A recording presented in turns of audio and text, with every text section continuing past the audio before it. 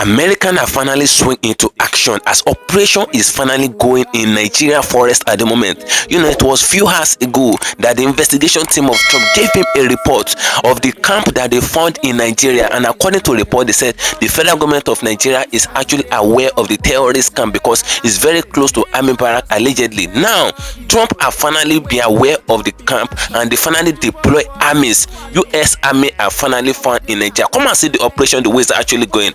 They actually invaded the camp and everything is finally going down for the Fulani terrorists, the Islamic terrorists that be terrorizing the whole country. Now you see this for yourself in this very video. I would like you guys to stay connected to the end of this video. If you can share the video, just where to share it.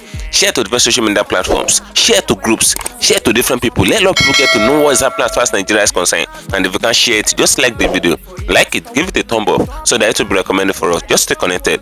I'm coming back again. Welcome you back to LAJUPOG Watch TV. I don't have bad news for you today. The home of religious gossip. But you should leave the fight for Muhammad. What is happening in the Christendom? Join now to make sense with LAJUPOG. When the Fulani headsmen entered our village, the soldiers now run. They did not even shoot even one bullet that day. They ran. So we that were outside, we look for a place to hide. So after everything has been done, in the morning on Sunday, we went into the area to see what has been destroyed and what has been left. After which we saw dead bodies in the area.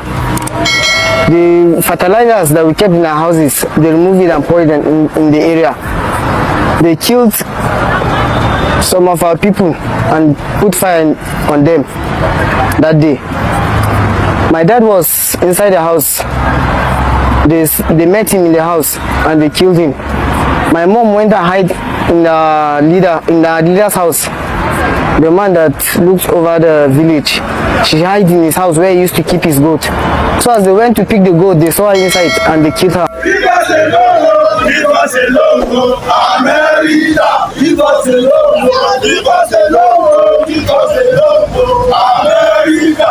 Leave us alone. Before I play you the video of the operation that is actually ongoing in Nigeria presently as far as the U.S. Armies are concerned in the forest, before I play you the video, I intentionally play you those two videos of that boy that was actually talking about how the terrorists actually poof his father, they poof his mother the same day. How do you want that boy to be feeling? And some Nigerians, according to a report, they collected money from this so-called government, allegedly the government that's supposed to be fighting terrorists, but yet they funding people to go and protest that America is not needed and all of that. Can you see what Nigerians are being reduced to?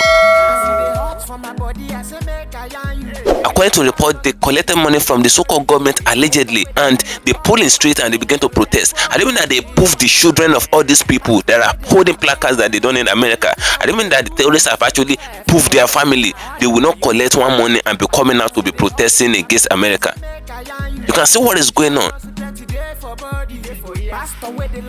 Nigeria is a disgraced country, as Trump has finally said it. Whether they like it or not, Americans are already in Nigeria. Operations are finally ongoing. You will see things for yourself in this very video because I'm going to be playing the full video now for you to see how the operation have been ongoing in Nigeria at the moment. So I would like us to stay connected to the end of this video. If you can share the video, just where to share it. Share to different social media platforms. Let it go viral. And if you can share it, just like it. Like it, give it a thumb up so that it will be recommended for us. Just stay connected. See things for yourself. I'm coming back again. Masalada, Niger, 1:45 a.m. The motorcycles arrive at the farm of American missionary Philip Walton. Each of the 6 men carries a Kalashnikov. They know exactly where they're going. When they kick down his door, Walton hands them what cash he has, $40 American. It's an insult to the criminals. They want real money. When he can't deliver, they take something more valuable, him. His wife watches as her husband disappears into the darkness, the motorcycle engines fading into the African night. By sunrise, those motorcycles will cross into Nigeria. By sunset, Philip Walton will have a price on his head. The ransom call comes 18 hours later. $1 million. At CIA headquarters in Langley, analysts are already tracking the cell phone that made the ransom demand. The NSA's SIGINT satellites pivot overhead, triangulating signals across Niger's sparse cellular network. Each ping tells a story. Direction of travel, speed, stops along the way. The mathematics are precise. Latitude, longitude, and timestamps, creating a digital breadcrumb trail. By October 28th, the cell phone track goes cold at the Nigerian border, but other intelligence assets are already in play. Marine Special Operations Command has ISR drones overhead. The kidnappers have made their first mistake. They're still using the same phones. At Dam Neck, Virginia, a duty officer's secure phone rings. SEAL Team 6's Silver Squadron receives a warning order. A possible hostage rescue in West Africa. Time sensitive. Operators start checking their gear. This is what they train for. Philip Walton has 68 hours before he becomes a propaganda tool, a bargaining chip, or worse. But in those 68 hours, the most powerful military on Earth will move heaven and earth, or at least several tons of highly sophisticated aircraft to bring him home. The intelligence flows up the chain of command, from Langley to the Pentagon, from AFRICOM to the White House. By dawn on October 29th, a file marked Eyes Only lands on the Resolute desk. Inside, satellite photos, cell phone intercepts, and a simple question that demands an immediate answer. October 29th, 2020, 0800 hours, the Situation Room. President Trump reviews the intelligence package for the third time. The satellite imagery is definitive, 200 miles from where Walton was taken. 6 structures, mud brick construction, 1 vehicle. Thermal imaging counts 7 heat signatures. The CIA's cell phone surveillance has done its job. Every call, every text, every data packet is tracked and analyzed. The kidnappers' phones connect to 3 towers, allowing triangulation within a 50-meter radius. The NSA's algorithms process voice patterns, background noise, and even the Doppler shift of passing vehicles. Technology worth billions is focused on 7 criminals with outdated phones. At Naval Station Rota, Spain, aircraft start their pre-flight checks. 4 MC-130J Commando 2s, their engines capable of just over 4,500 shaft horsepower each. 4 CV-22 Ospreys, tilt-rotor aircraft that fly like planes but land like helicopters. 1 AC-130J Ghost Rider gunship, bristling with a 30mm cannon, 105mm howitzer, and precision-guided munitions. The logistics alone are staggering. 21,000 pounds of fuel per aircraft. Maintenance crews, mission planning computers, calculating flight paths to avoid radar detection. SEAL Team 6's Silver Squadron's 30 operators receive their final briefing. The target package includes detailed overhead imagery, signals intelligence, and pattern-of-life analysis. The compound layout is memorized, every door, window, and corner. Guard rotations tracked over 48 hours. The kidnappers pray 5 times daily, creating predictable vulnerability windows. The mission hinges on one critical factor: speed. From the moment boots hit the ground, they have minutes before every militant within 10 miles converges on their position. The helicopters can't land. The noise from their rotors will just spook them. It'll have to be a halo insertion, dropping from 25,000 feet, where they can enter without making a sound. But this is much easier said than done. At 25,000 feet, the temperature drops to minus 40 degrees Celsius. Without pressurized oxygen systems, hypoxia sets in within 3 to 5 minutes. The operators will free fall at 126 miles per hour, covering nearly 20,000 vertical feet in 2 minutes. Their navigation computers calculate wind drift, barometric pressure, and GPS coordinates, updating them every millisecond. One miscalculation means missing the drop zone by miles. The weather forecast adds another variable. A sandstorm is building in the Sahara and is expected to reach northern Nigeria within 36 hours. Visibility will drop to 0, grounding all aircraft. It's now or never. At 1800 hours, President Trump makes the call. The risk is acceptable. American lives are not negotiable. Within minutes, encrypted orders flash across secure networks. Aircraft engines spin up. But even as the mission launches, intelligence analysts notice something troubling. Phone intercepts suggest the kidnappers have made contact with a known militant. In the compound, one guard paces nervously, checking his phone every few minutes. They're waiting for him to come. The race is on, American technology and training against the clock. The hunters have become the hunted, and dawn is coming fast. What happened next? We can't show it all here without YouTube slapping this video with a warning. But we can show you on Patreon. To watch the full-length video completely uncensored, subscribe to my Patreon page, where there are no restrictions on what we can tell and show you there. Scan the code or use the link in the description now to watch the full video. October 31st, 2020, 0230 hours. Somewhere over northern Nigeria, the MC-130J's rear ramp opens to reveal nothing but darkness and stars. 30 operators stand in two lines, oxygen masks covering their faces, altimeters glowing on their wrists. The jumpmaster's hand signals cut through the engine noise. 2 minutes. At 25,000 feet, the human body has exactly just a few minutes of useful consciousness without oxygen. The operators breathe pure O2, flushing nitrogen from their bloodstreams. Each breath is calculated. Too fast causes hyperventilation, too slow risks hypoxia. Their Halo rigs weigh 65 pounds. Main chute, reserve, oxygen system, combat equipment, weapons. The margin for error is 0. Green light. They step into the void. The mathematics of free fall is unforgiving. Air resistance increases with the square of velocity until reaching terminal speed, 126 miles per hour for a spread eagle human form. The operators maintain a tight formation using subtle body movements to adjust position. Their helmet-mounted displays show altitude, heading, drift, and time to pull. GPS updates their position every second, calculating wind speeds at different altitudes. They pull at 3,000 feet, ram air parachutes deploying in sequence.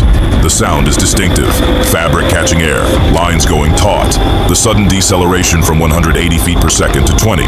Now comes the technical flying, using toggle controls to navigate toward the landing zone.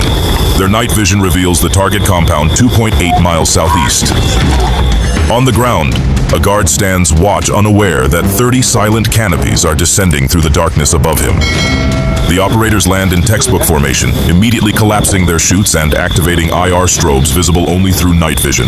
Time on target, 0247 hours, exactly as planned. The movement phase begins. 3 miles of rough terrain lay between them and Philip Walton. They move in tactical formation, point man, flankers, rear security. Every operator monitors a specific sector, weapons at the ready. Their equipment is optimized for speed and surprise. HK-416S with 10.4-inch barrels for close quarters work, suppressors to maintain noise discipline, and IR lasers invisible to the naked eye. Thermal imaging drones overhead relay real-time intelligence. 7 heat signatures in the compound, positions unchanged. But now, there's an 8th. Someone on a motorcycle approaching from the east. The operators freeze, becoming part of the landscape. The motorcycle passes 200 meters away, its rider oblivious to the surroundings. At 0314 hours, they reach the assault position. The compound wall is 8 feet high, topped with broken glass. Breaching charges are already prepared. Precise amounts of explosives calculated to blow doors without causing a collapse. Flashbangs ready to disorient defenders. The assault plan is choreographed to the second. Through thermal scopes, they observe the targets. 2 guards outside, walking predictable patterns. 5 more inside various structures. And somewhere in there, 1 American praying he'll see another sunrise. The mathematics favors the attackers. Surprise, superior training, better equipment. But combat is chaos theory in action. No plan survives first contact. Silver Squadron stacks on the breach point. In 7 seconds, it will all be over. 0315 hours. The explosion tears through the pre-dawn quiet, a precise crack that blows the compound's main gate inward. Silver Squadron flows through the breach like water through a broken dam. No hesitation, no second thoughts. The 2 exterior guards don't even raise their weapons. The operators split into assault teams, each with assigned sectors. Speed is survival. Every second of delay means reinforcements getting closer. Building 1, clear. Building 2, 2 targets neutralized. The suppressors reduce muzzle blast, but can't eliminate the supersonic crack of bullets. The compound erupts in controlled chaos. Where's the American? The team leader's voice cuts through the tactical net. Buildings 1 through 4 are clear. 6 targets down, but no Philip Walton. Then, there was movement in Building 5. Someone scrambling in the darkness. An operator kicks the door. Inside, a figure huddles in the corner. Through night vision, they see him clearly. Bearded, terrified, hands raised. American, American. Philip Walton's voice cracks with desperation. We're here to take you home. the operator says. The only gentle word spoken in this maelstrom so far. But the seventh kidnapper is missing.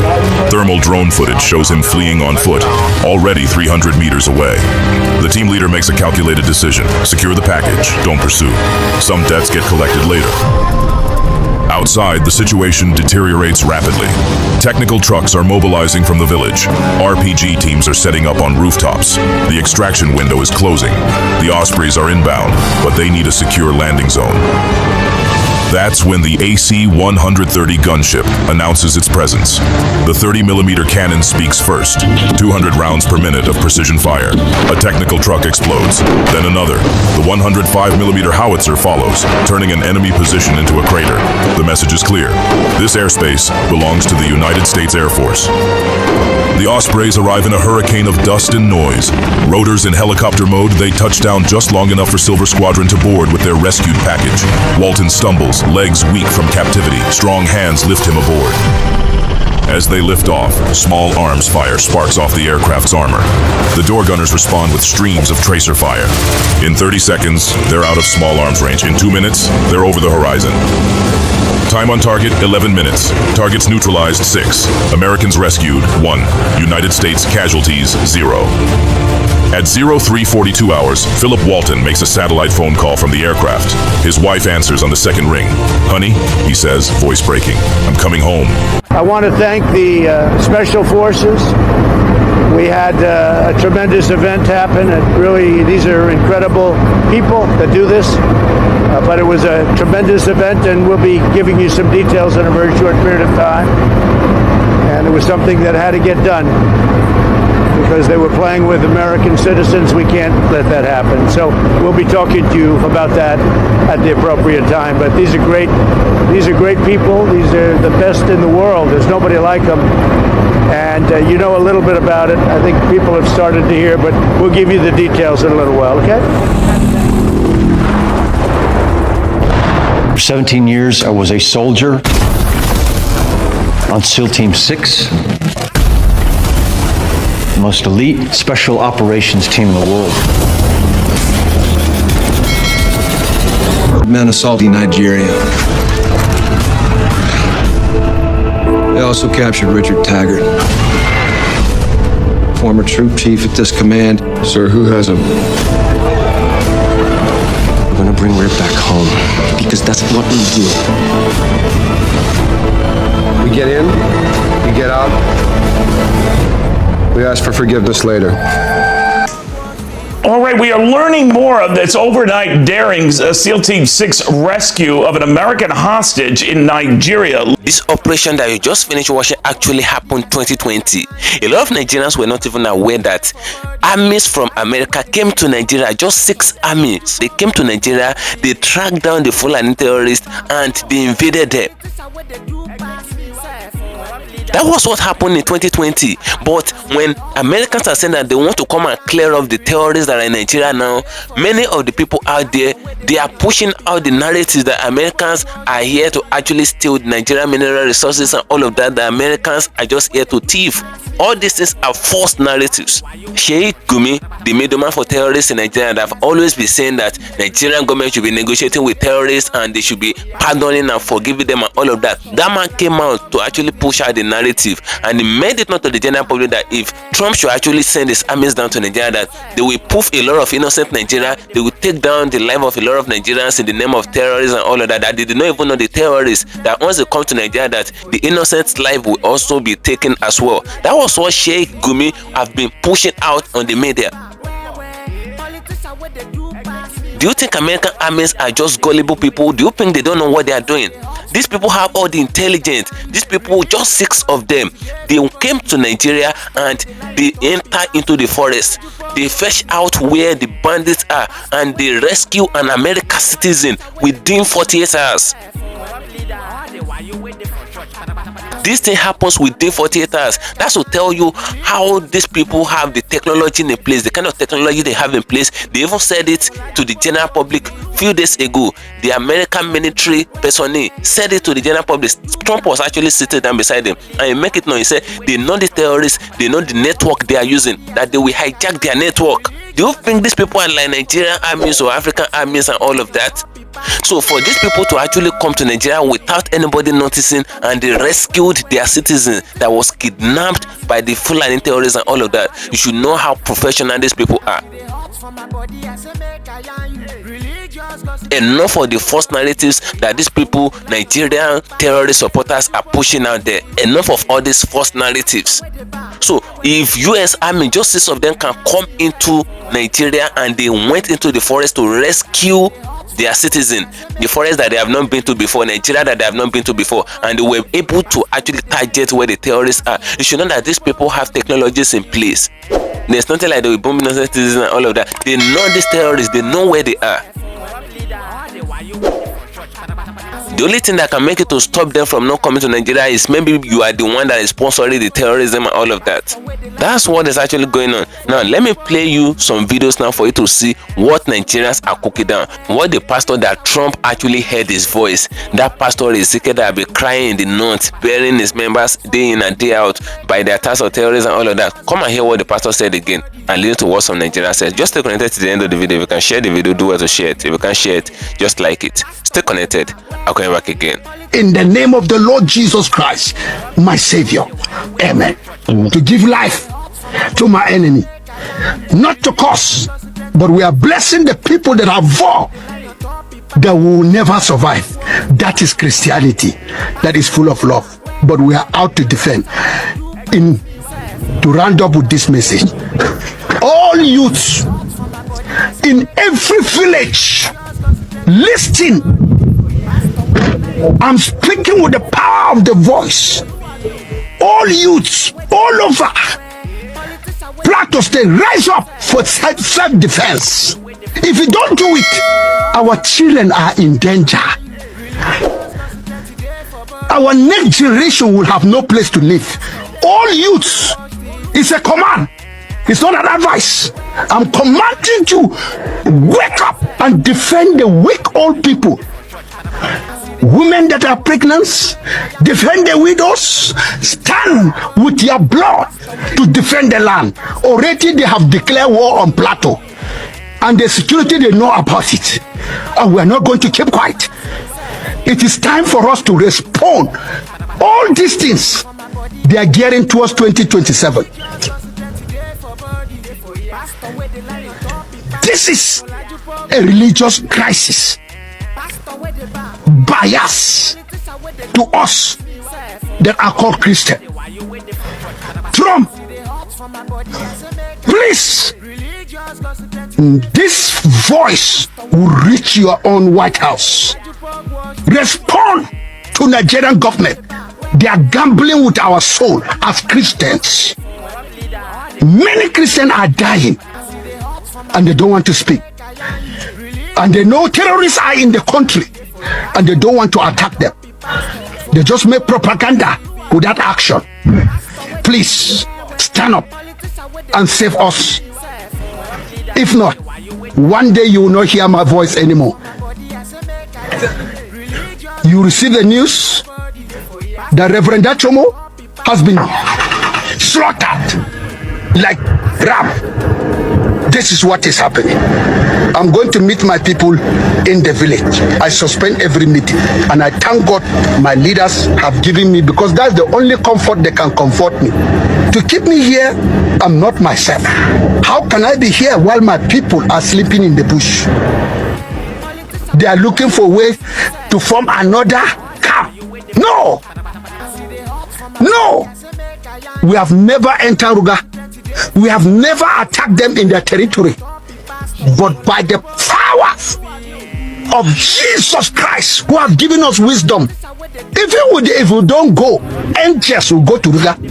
Angels are going to Ruga. United States has more natural resources than Nigeria. I don't know that I will have to be explaining to grown-ass Nigerian people. The USA get natural resources past you. The oil in Texas is more than the oil in Nigeria. I am not even trying to joke. They produce more cow than the whole of Nigeria combined.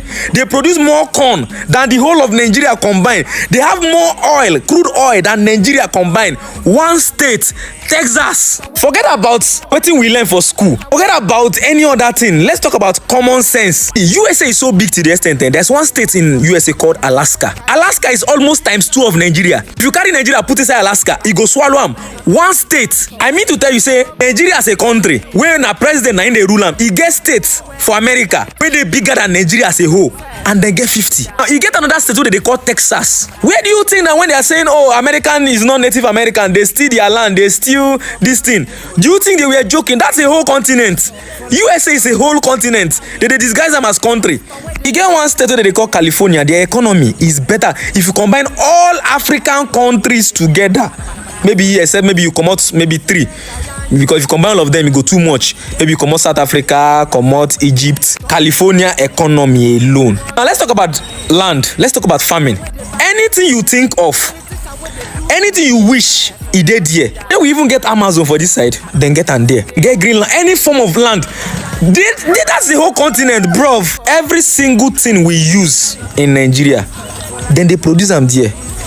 Anything where we they import, them they produce them for their place.